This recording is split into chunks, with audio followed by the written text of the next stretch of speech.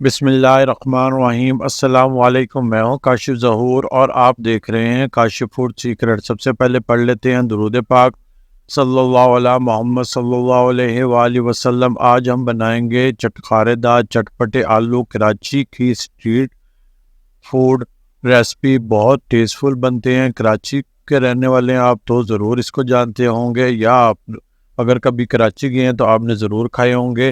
بہت ٹیسٹفل بنتے ہیں اور بہت چٹخارے دار، اور بہت آسانی کے ساتھ گھر میں موجود چیزوں سے بن جاتے ہیں۔ دیکھیں، میں نے آدھا کلو آلو لے لیے، ان کو میں نے بوائل کر لیا، چھیل لیا اور چھوٹے چھوٹے کیوبز میں کاٹ لیا۔ دیکھیں اتنے اتنے کیوبز میں کاٹ لیجئے گا۔ اور میں نے تقریباً 20 سے 25 گرام املی لی تھی، پانی میں بھگو کے رکھا، اس کا پلپ میں نے علیحدہ کر لیا۔ ہاف ٹی اسپون نمک، half T spoon chilli flakes, تھوڑی سی ہلدی، 1 ٹی اسپون چاٹ مسالہ، 1 ٹی اسپون لال کشمیری مرچ رنگ کے لیے، بنا کٹا ہوا زیرہ، اور 1 ٹی اسپون دھنیا پاؤڈر لے لیا۔ تھوڑی سی فریش دھنیا لے لی جن کو بریک میں نکال لیا۔ 2 ٹیبل اسپون گڑ لیا ہے، آپ شکر یا چینی بھی لے سکتے ہیں۔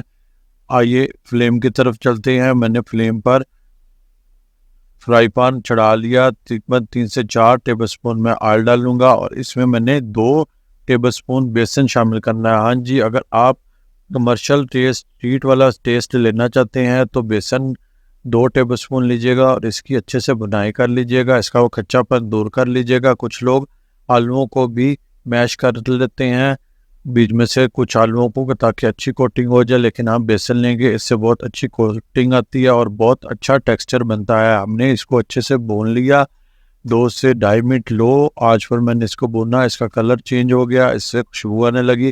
اب ہم تمام سارے مسالہ جات جو میں نے آپ کو دکھائے تھے اس میں شامل کر دیں گے، اور مسالوں کو بھی ہم بھون لیں گے۔ ان کا ہم نے کچا پن دور کر لینا ہے۔ 1 سے 1.5 منٹ لو ٹو میڈیم آنچ پر ہم نے ان کی بنائی کرنی ہے، تیز آنچ پر نہیں کرنی۔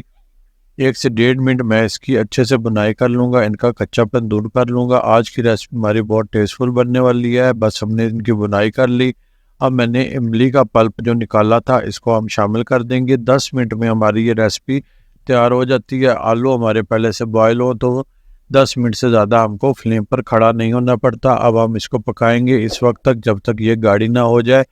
میں آپ کو بتاتا ہوں آگے ہم نے لاسٹ چیز کب ڈالنی ہے۔ دیکھیں اس میں گاڑھا پن آ گیا، تو میں 2 سے 2.5 منٹ میں نے اس کی پکائی کی۔ اب ہم اس میں گڑ شامل کریں گے اور گڑ میلٹ ہونے تک پکائیں گے۔ بہت زیادہ ہم نے اس کو اب پکانا نہیں ہے۔ گڑ کے ساتھ اس کے کھٹاس اور اس کی مرچوں جو ہم نے سپائسز ڈالے ہیں ان کو گڑ بیلنس کر دیتا ہے، بہت اچھا ٹیسٹ آتا ہے۔ ہم نے اس کو گڑ کو میلٹ کر لینا ہے اور اس کو تھوڑا سا تھک کر لینا ہے۔ دیکھیں ہم نے گڑ کو میلٹ کر لیا، اور یہ دیکھیں اس کی کنڈیشن یہ کس طرح تھک ہو گیا ہے اور آئل بھی سیپریٹ ہونے لگا ہے۔ بس اسی پوائنٹ پر ہم اپنے آلو شامل کر دیں گے۔ آلوؤں کو ہم نے 100% کوک کیا ہوا تھا، اچھے سے بوائل کر لیا ہوا تھا۔ اب ہم نے لو ٹو میڈیم آنچ پر آلوؤں کو 1 سے 1.5 منٹ پکانا ہے، تاکہ آلوؤں کے اندر تک اچھے سے ذائقہ چلا جائے اور اس کے اوپر اچھے سے کوٹنگ ہو جائے۔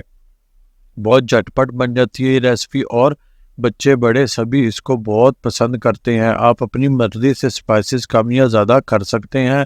دیکھیں میں نے 1 سے 1.5 منٹ اس کی بنائی کر لی، اچھے سے میں نے اس کو بھون لیا۔ اب اس پوائنٹ پہ ہم اوپر فریش دھنیا ڈال لیں گے جو ہم نے بریک کاٹ کر رکھا ہوا تھا۔ بس ہماری ریسپی بن کر تیار ہے۔ اب آپ اس کو ڈش آؤٹ کریں اور گرم گرم سرو کریں یا ٹھنڈا کریں، یہ دونوں صورتوں میں ہی بہت ٹیسٹفل لگتے ہیں۔